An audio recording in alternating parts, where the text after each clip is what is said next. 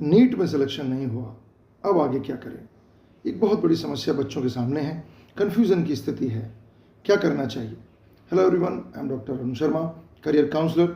आज इस वीडियो में हम इसी विषय पर बात करेंगे कि यदि नीट में सिलेक्शन नहीं होता है तो जीवन में किन रास्तों को हमें अपनाना चाहिए।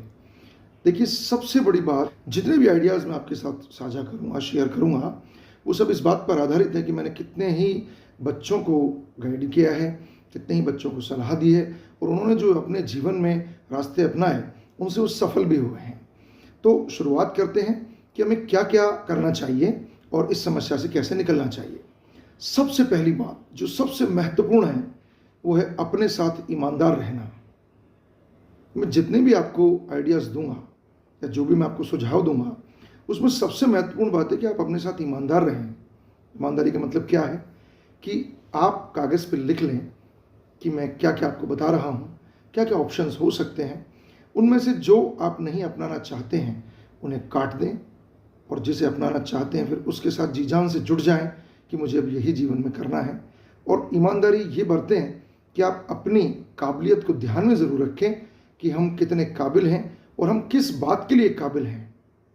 चलिए, इसके बाद हम आते हैं कि यदि आपका MBBS में नहीं हुआ है तो आप इस बात को एक बार फिर से एनालाइज करके देखिए, मूल्यांकन करके देखिए कि यदि आप एक बार फिर से प्रयास करते हैं तो क्या आपका सिलेक्शन हो सकता है या नहीं। यदि आपके सिलेक्शन हो सकता है, आपको विश्वास है, तो आपको एक चांस जरूर लेना चाहिए, इस बात को ध्यान में रखते हुए कि एक वर्ष बहुत महत्वपूर्ण होता है, साथ ही साथ माता पिता का पैसा भी महत्वपूर्ण होता है। पैसा तो फिर भी आ जाएगा लेकिन समय बहुत कीमती है, इसलिए इस बात को ध्यान में रखें। इसके बाद यदि MBBS में नहीं हो पा रहा है, आप आर्थिक रूप से सक्षम हैं और आपको ऐसा लगता है कि 2-4 नंबर के मार्जिन से ही आपका सिलेक्शन नहीं हुआ, तो आप किसी प्राइवेट कॉलेज में भी एडमिशन ले सकते हैं यदि आपकी पॉकेट अलाउ करती है तो इसी स्थिति में, वरना हमको फिर दूसरे रास्ते पर जाना पड़ेगा। किसी भी सूरत में यदि MBBS में सीट नहीं मिल पा रही है तो आप दूसरे ऑप्शन की ओर जा सकते हैं, जैसे BHMS और BAMS। मेरे कितने ही स्टूडेंट BHMS करके BAMS करके गवर्नमेंट डॉक्टर हैं, गवर्नमेंट डॉक्टर की उनकी जॉब लगती है और नहीं भी लगे तो आप अपना प्राइवेट क्लिनिक खोलकर बहुत अच्छा एक इनकम सोर्स जनरेट कर सकते हैं, क्योंकि भारत देश में होम्योपैथी और आयुर्वेद की चिकित्सा पद्धति को मान्यता भी है और उसकी दवाओं से लोगों को लाभ भी होता है, इसलिए आज तक वो अस्तित्व में है। आखिर में यदि किसी भी रास्ते से डॉक्टर नहीं बन पा रहे हैं तो ये कभी नहीं मानना चाहिए कि डॉक्टर नहीं बने तो कुछ नहीं बन पाएंगे।